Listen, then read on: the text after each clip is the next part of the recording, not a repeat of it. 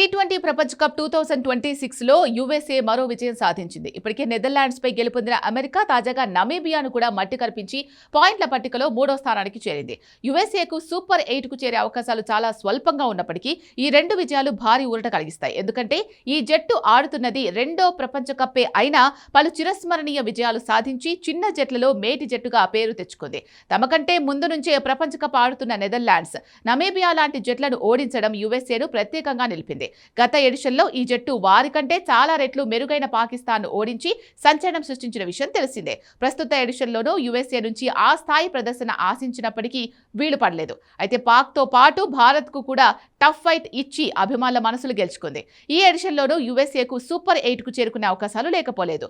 Pak, Bharat, Namibia చేతుల్లో ఓడితే యుఎస్ఏకు super 8 berth దక్కే అవకాశం ఉంది. ఇది జరిగితే పాక్, యుఎస్ఏ ఖాతాల్లో తలో 4 పాయింట్లు ఉంటాయి. అప్పుడు పాక్ కంటే మెరుగైన రన్ రేట్ కలిగి ఉంటే యుఎస్ఏ సూపర్ 8కు అర్హత సాధిస్తుంది. ఇలా జరగడం కష్టమైన అవకాశాలను మాత్రం తీసి పారేయడానికి వీల్లేదు. ఎందుకంటే భారత్, నమీబియాకు పాక్ను ఓడించేందుకు చాలా అవకాశాలున్నాయి. నమీబియాకు గతంలో వారికంటే మెరుగైన జట్లకు షాక్ ఇచ్చిన అనుభవం ఉంది. ఇది మరోసారి రిపీట్ అయితే మాత్రం యుఎస్ఏ సూపర్ 8కు పాక్ ఇంటికి చేరతాయి.